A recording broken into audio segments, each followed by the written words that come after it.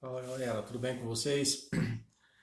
Estamos aí, meio quarentena, respeitando as normas que foram impostas, né, de distanciamento social, mas a vida não para, vamos continuar, né? Durante esse tempo algumas coisas já aconteceram, e muita coisa deve ter mudado na vida de vocês também, em relação com os parentes, com os amigos, com os pais, né?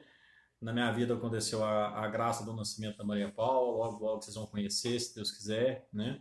Agora mais um motivo para trabalhar dobrado, né? Para comprar o leitinho para as crianças.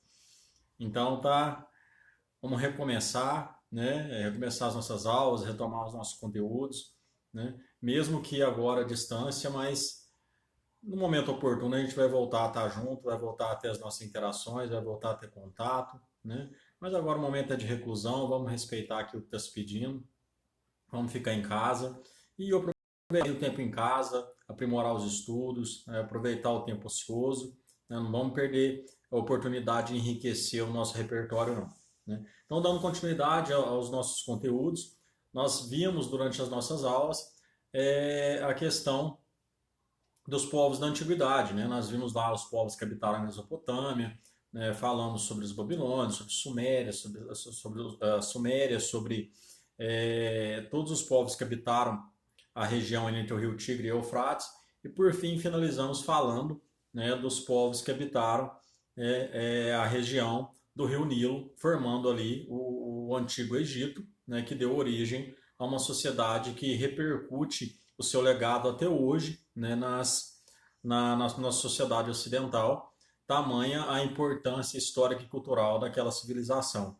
Dando continuidade a esses povos da antiguidade, vamos falar também na aula de hoje sobre os hebreus, os fenícios e os persas. Então se liga aí que a aula vai começar.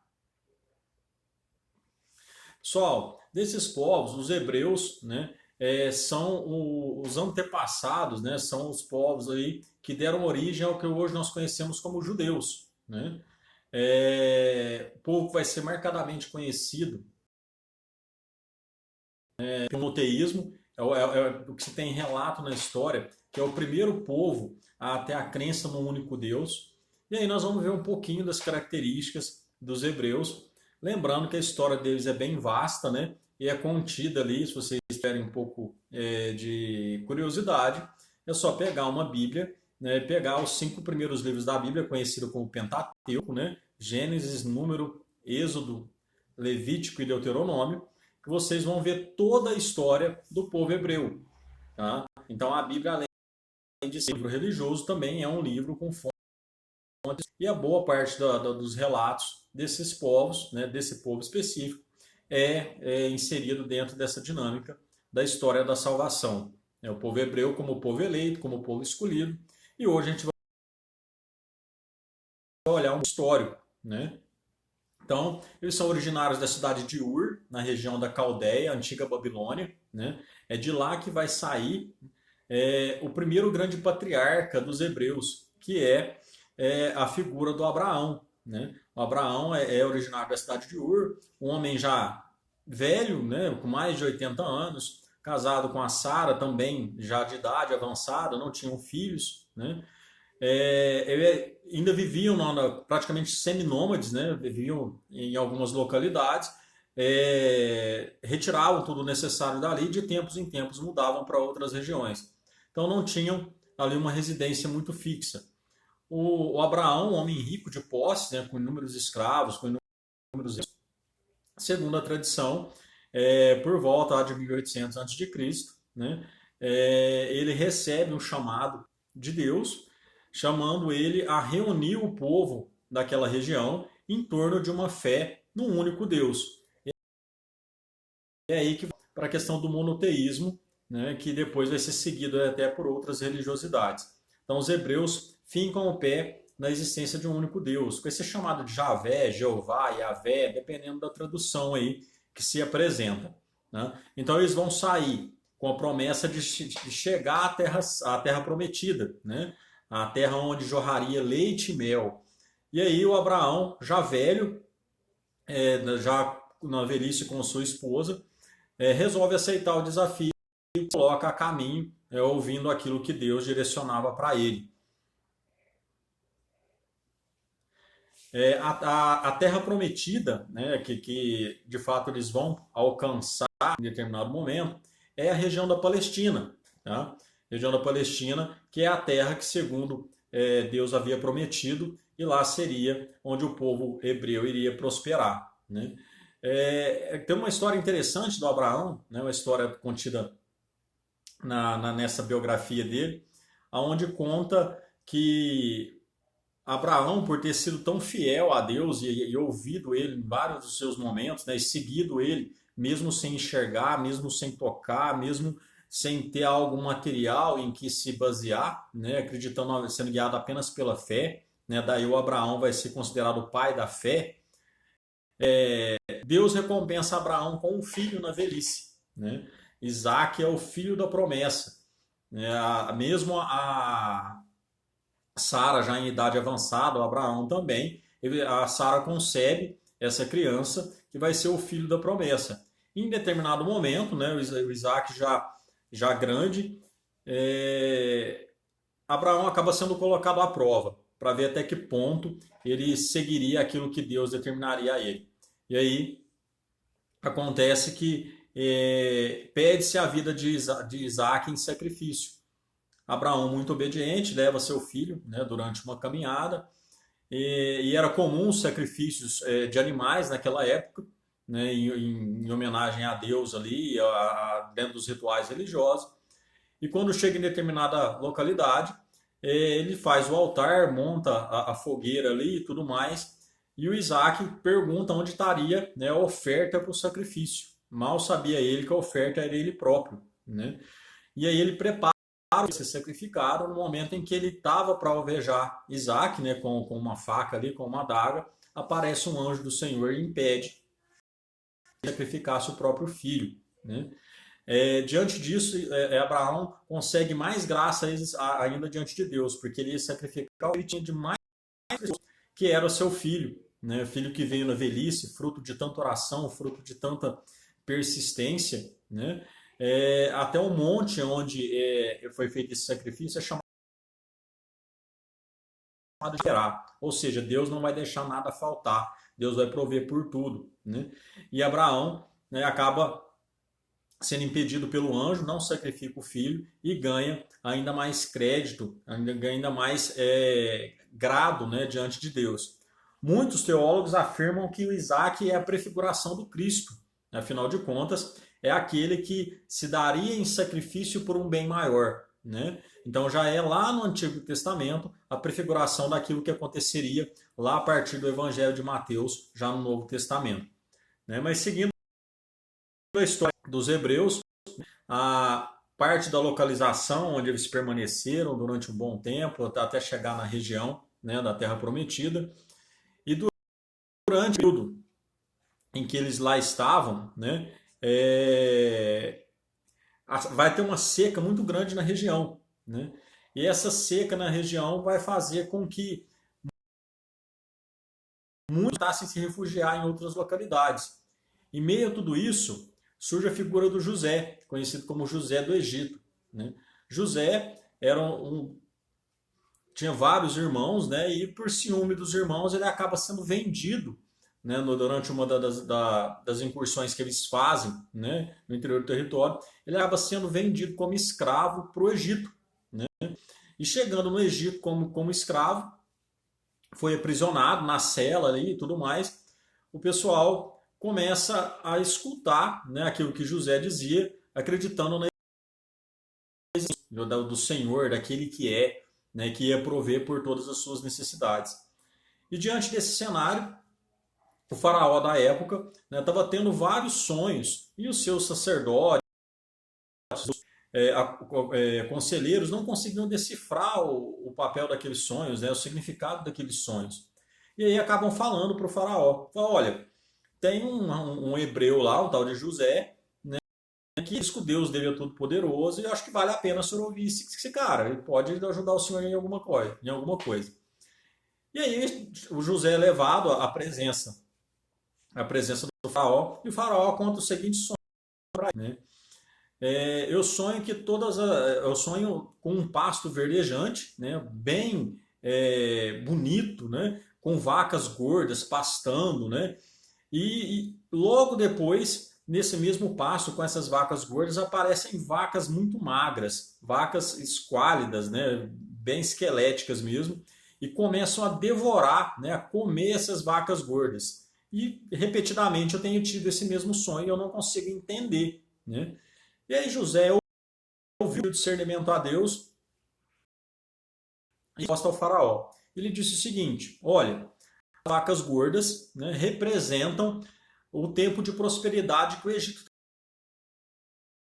está vivendo, de muita prosperidade, onde tudo deve ser armazenado, as coisas devem ser bem contidas, porque depois desse período, né, de tranquilidade vai vir 7 anos de seca, de fome, né? Então o Egito tem que se preparar. E aí, diante da sabedoria de José, né, que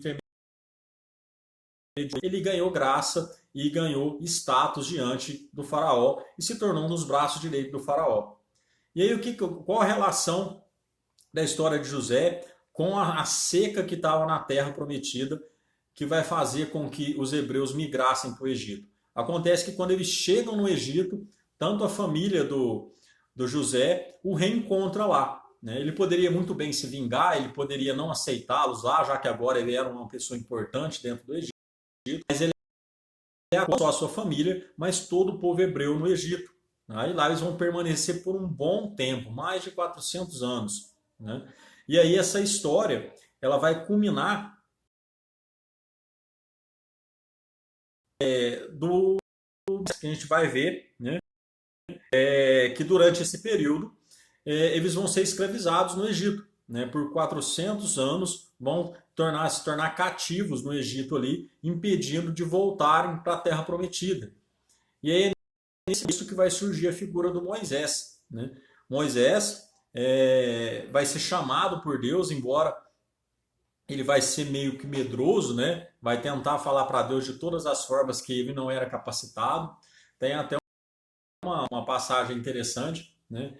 Que Moisés ele tem um irmão, né? Chamado Arão, né? Na verdade, primeiro aparece o nome de Arão e depois aparece com 2 As.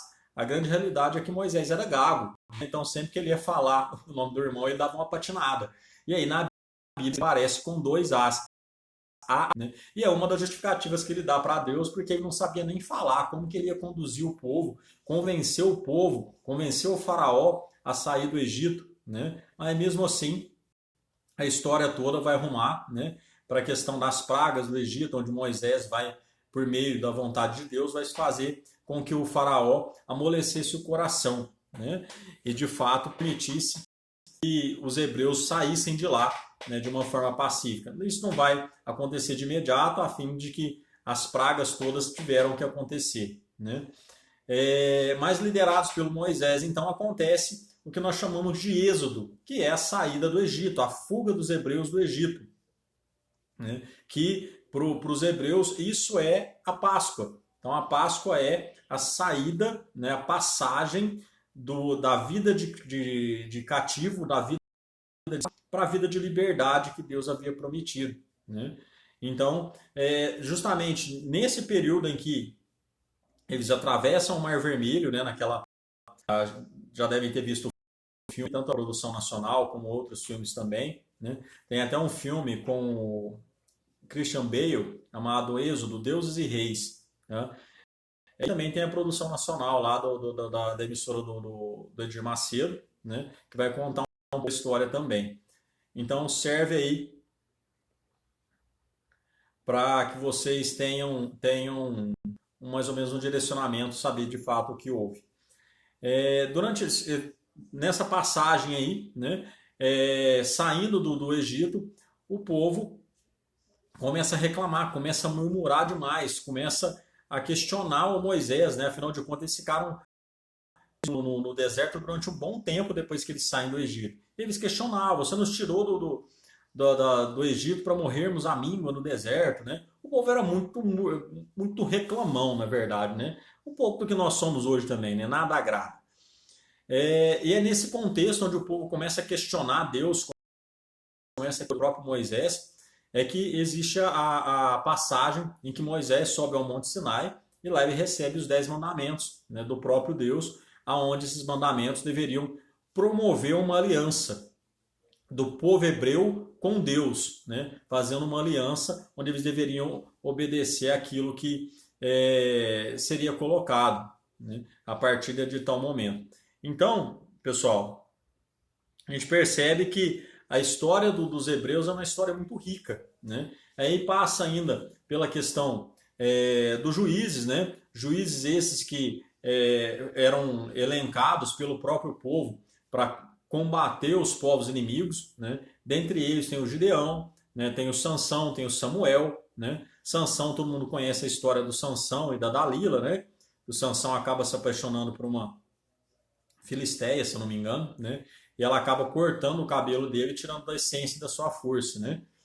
Depois disso vieram os reis, né? Dos reis aí, Saul, Davi, Salomão, que é um dos reis mais sábios que traz os relatos bíblicos, né? Ele que vai se encarregar de construir o templo de Jerusalém, né? Uma obra para a época de grandes proporções, né? Que acabou sendo destruída posteriormente em vários conflitos que a região passou, né? E mesmo assim, mesmo Deus dando prova de muitas coisas, em vários momentos, né, os hebreus acabaram questionando, duvidando, e eram os momentos em que eles eram colocados à prova, com invasões de outros povos, com guerra, com destruição do próprio templo, e inclusive sendo conquistados por vários outros povos, aí foram conquistados pelos assírios, né, foram levados em cativeiro para a Babilônia, onde vão permanecer lá durante um bom tempo, né? Em 539 eles conseguem retornar à Palestina, porque o Ciro, o Ciro da Pérsia, ele invade a região da Babilônia e de um ato, né, de caridade, um ato mais humano, ele acaba libertando os hebreus para voltarem para a terra. E aí eles vão voltar, né, para a região da Palestina. E só que, lógico, quando voltam já tem outros povos habitando ali. E aí vai ser uma guerra e uma disputa contínua pelo aquele território. Tá? Em 70 depois de Cristo, eles são expulsos da Palestina novamente pelos romanos, um episódio conhecido como diáspora romana, né? E depois de 136 também. Em 70 é quando destruído novamente. Hoje, do Templo de Jerusalém, existe apenas uma parede dele, que é conhecido como Muro das Lamentações. É lá que até hoje, né, os descendentes hebreus, os judeus, vão fazer as suas preces, vão fazer as suas orações, e geralmente escrevem elas em canudos de papel e colocam entre as frestas, entre o encaixe de um bloco e outro, né, acreditando que dessa forma ela chegaria mais rápida aos céus. E aí, pessoal, o que fica, né, de herança dos hebreus? A fundação de uma religião monoteísta, né, e que dela vai derivar duas outras grandes religiões também. Uma delas é o cristianismo, afinal de contas o Cristo era descendente dos hebreus, era judeu, né? Então a partir dele funda-se o cristianismo, que é uma das religiões mais seguidas no mundo hoje, né? E seguidores do islamismo, que também é uma religião monoteísta, que tem a principal divindade Alá e seu profeta Maomé, que Maomé também bebeu, né, das fontes do judaísmo e também do cristianismo para formar a doutrina islâmica. Então, ou seja, de uma forma direta, né, o judaísmo acabou influenciando a existência de duas outras grandes religiões monoteístas, que até hoje, né, atraem milhões, bilhões de seguidores, na verdade, né, no mundo todo, aí a ideia de um Deus único. Além disso, né, tem todo o legado da história dos hebreus presente na Bíblia, como eu comentei com vocês, as narrativas, a parte histórica, né, e também tem a parte que depende um pouquinho da fé, ter discernimento e acreditar no que está sendo proposto. Dentre esses povos, pessoal, então os hebreus, nós vimos aí a importância e a relevância deles. Mas há também outros povos que nasceram com vocação para o mar, né? Eles eram chamados de fenícios. Os fenícios, segundo alguns relatos, eles andaram grandes distâncias, né, navegando Alguns historiadores afirmam até que eles conseguiram chegar na América há muito, muito, muito tempo antes sequer de pensar, né, dos europeus passarem por aqui. A Fenícia, né, hoje corresponde ao atual ao atual território do Líbano, né, ali na Europa, e parte da Síria também. Tá? Por que eles tinham uma vocação para o mar? É uma estreita faixa de terra, né, ali no mar Mediterrâneo, logo comprimida por uma cadeia de montanhas. Então a saída era o mar, não tinha muito para onde ir. Né? Na economia vão se dedicar inicialmente à pesca, à agricultura, e vai ter como carro forte a extração de madeira, o cedro, né? Tanto é que o cedro é o símbolo tá presente até na bandeira do Líbano hoje, né? Que é o território que correspondia à região da Fenícia. Né? Vão desenvolver uma intensa atividade comercial, já que vão ter vocação para o mar, vão ser excelentes construtores de barcos, vão navegar com uma excelência e, por consequência, né, vão ter um comércio muito intenso a partir dessas andanças, né, dessas navegações por vários. Vão fundar aí colônias em outros lugares, né, como Cartago, que depois vai ficar conhecida por entrar em guerra contra Roma, né? Na Península Ibérica também, região de Cádiz, né, e próximo à Espanha. Então toda essa região foi de colonização fenícia, tá? Tamanha a amplitude que eles alcançaram, embora não tivessem formado um grande reino, né? Formaram-se cidades, mas que não tiveram uma longevidade assim à frente com o poder, como ocorreu com outros povos. Né? Então, eram divididos também em cidades-estados, cidades independentes, cidades com autonomia, daí a não existência de um império fenício, né? Porque tinham as divisões de acordo com as cidades. Cidades como Biblos, Sidom e Tiro, tá? Que são mencionadas também são cidades que volta e meia tem alguma menção delas nos textos bíblicos. Né? E qual que é o legado dos fenícios? Né? O contato com outros povos, né, vão influenciar outras localidades, vão desenvolver a escrita alfabética, né? São os fenícios que vão desenvolver e aprimorar o alfabeto grego. Né? Eles vão lançar um alfabeto fonético primeiro da história, ou seja, um alfabeto que vai reproduzir o som da fala. Né? Então, dessa forma, vai facilitar a escrita, vai popularizar a escrita também. Né? Então, vai deixar a escrita mais acessível, vai tirar do privilégio só dos reis, dos escribas, dos sacerdotes, né? E vai passar a ser um elemento de comunicação. Né? Então, o alfabeto fenício, vocês darem uma olhada, né? Então, vai ser muito importante para a escrita e popularizar a escrita de uma forma bem abrangente. Tá? Além dos fenícios e dos hebreus, outros povos, né, que marcaram de uma forma bem interessante o mundo antigo foram os persas. Né? Os persas, que também vão ser chamados ocupam um território que hoje seria do atual Irã. Né? Durante muito tempo, os persas viviam na região da Média e ali eram dominados pelos povos, né, pelos medos. Juntamente com o Ciro, né, que foi um dos primeiros grandes governantes ali dos persas, eles vão conseguir tomar toda aquela região e expandir todo o território. Tá? Então, várias conquistas territoriais, principalmente com o Ciro e com o Cambises, vai tornar os persas, né, de fato, um dos maiores impérios do mundo antigo. Né? Os persas que vão estar, como eu disse para vocês, vão ser chamados de medos. Tanto é que depois eles vão se envolver numa guerra com os gregos, guerras essas que vão ser chamadas de guerras médicas, tá? Devido à forma com que eles eram chamados. Depois do Ciro e do Cambises, o que vai ter maior relevância vai ser o Dario, né? O Dario I, que é ele que vai organizar toda a administração do Império Persa. De que forma? O Império havia ganhado em abrangência, em território, ele vai dividir o território em satrapias, né? Que nada mais eram as menores. E em cada satrapia tinha um sátrapa, que era um governante. Além do governador, ele tinha também os olhos e ouvidos do rei, que eram funcionários responsáveis por levar as informações até ele. Ele vai criar a primeira moeda internacional, que vai valer em todo o território, né, em todo o território do Império Persa. Afinal de contas, cada localidade tinha uma moeda própria, então ele vai criar aí, ainda no mundo antigo, uma moeda que valeria, né, que teria o mesmo peso em todo o território.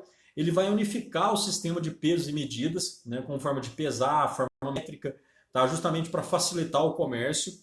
Além disso, ele vai abrir mais de 2.000 quilômetros de estradas, né, para facilitar e dar segurança para os comerciantes passarem, né, os mercadores poderem trafegar nessas localidades, sem contar um eficiente sistema de correios. Pessoal, pensa, sistema de correio muito eficiente para levar e trazer informações. Afinal de contas, as distâncias eram muito grandes e eram feitas por meio de mensageiros, que recebiam uma mensagem, percorriam uma grande distância até encontrar um outro mensageiro, que era repassada a mensagem para ele, ele decorava essa mensagem, percorria uma outra distância e assim as informações passavam, né? Esse sistema de comunicação era bem eficiente para a época em que ele foi utilizado. No mapa mostra as conquistas, né, do Império Persa, chegando aí a grandes extensões territoriais. Depois do Dario, né, o Xerxes vai governar também, né, aí novamente cita lá as guerras médicas, porque ele vai estar à frente quando os persas vão tentar invadir a Grécia, né, inclusive presente lá no filme 300 de Esparta, deixo a dica aí para vocês, filme muito bom por sinal, tá? E eles tinham uma forma de governar que fazia com que os povos dominados, né, tivessem uma certa liberdade, principalmente em costumes religiosos, em hábitos e tudo mais, né? Eles só apenas cobravam tributos e muitas vezes cobravam homens para compor as fileiras do exército persa, que vai se tornar um dos maiores e mais eficientes da época. Tá? Uma economia basicamente agrícola, né, baseada aí na servidão coletiva. Né? Dentro do Império Persa, a principal religiosidade vai ser o zoroastrismo. Tá? O zoroastrismo que vai ser guiado, né, vai ser direcionado ali pelo Zaratustra, que é uma religião dualista. O que é uma religião dualista? A maioria das religiões atuais é uma religião opostas, ou seja, no bem e no mal, né? Numa força maior que representa uma divindade do bem e de uma força, né, do mal que representaria aí uma outra divindade, tal qual no cristianismo seria o equivalente a Deus e ao diabo, né? Ou seja, duas forças opostas, né, que querendo ou não, né, vão disputar aí os seres humanos. Eles acreditavam também na presença na execução, no momento que haveria um juízo final, onde poucos eleitos seriam escolhidos ali. Tá? O principal livro é a Avesta, que era o livro sagrado dentro do zoroastrismo, dentro dessa religião persa. Né? Então, pessoal, brevemente aí nós conseguimos passar pelos 3 povos do mundo antigo que faltava a gente poder visualizar, contextualizar a presença desses povos e o legado deles para a humanidade. Dúvidas, questionamentos, vou estar disponível, né? Estarei disponível no fórum. Podem me enviar perguntas, qualquer dúvida, qualquer questionamento. Se não for necessário, estou no WhatsApp também. Podem mandar áudio, mandar os questionamentos de vocês. Certo, pessoal? Bons estudos, abraço, até a próxima.